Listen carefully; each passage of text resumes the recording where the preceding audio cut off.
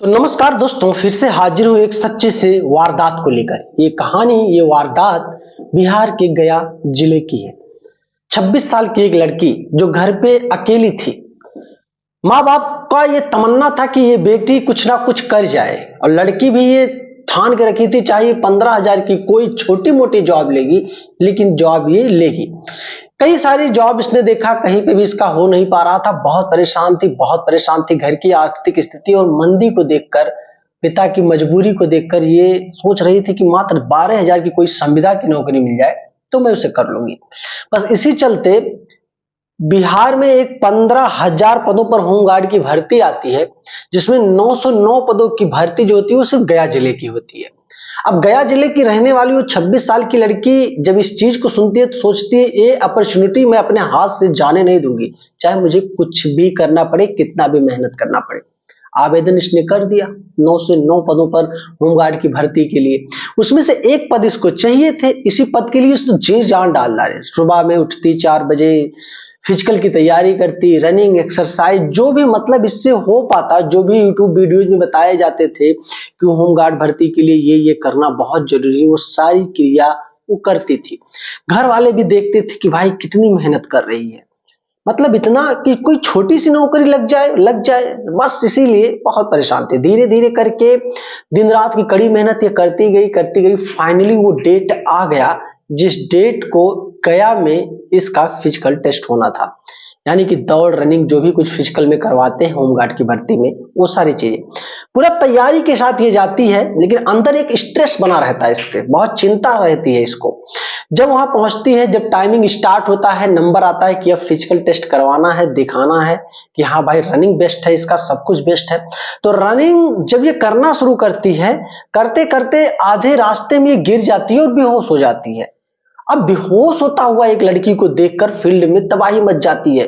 सारे लोग परेशान हो जाते हैं। कुछ गार्ड वगैरह होते हैं, सारे लोग होते हैं, कुछ पुलिस कर्मचारी भी होते हैं जो उसको लाते हैं, साइड में बैठाते हैं।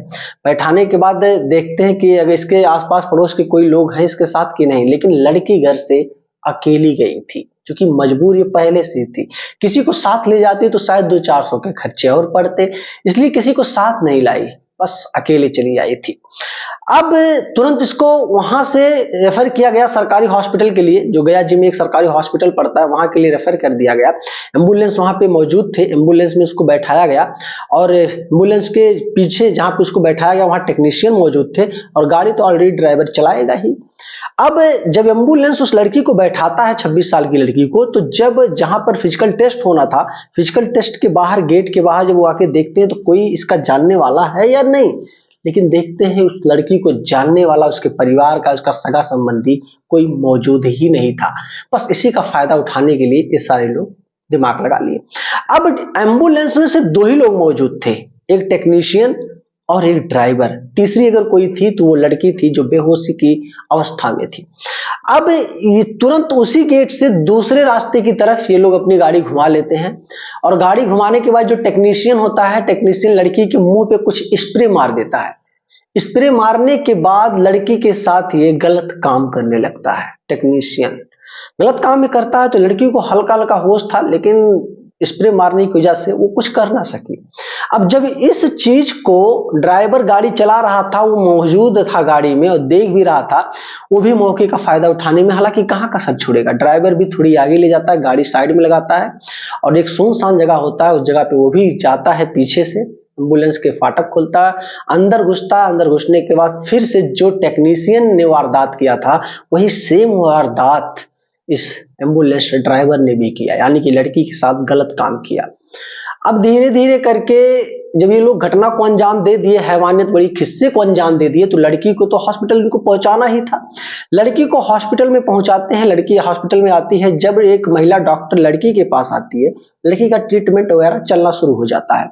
जब लड़की कुछ बोल सके, बोलने की अवस्था में आए, तो लड़की अपनी सारी बात जो उसने एम्बुलेंस में फेस किया, जो उसके साथ घटना घटित हुई एम्बुलेंस में, वो सारी बात उस महिला डॉक्टर से ये जिक्र करने लगती है। अब महिला डॉक्टर इस घटनाक्रम को सुनने के बाद हैरान हो जाती है।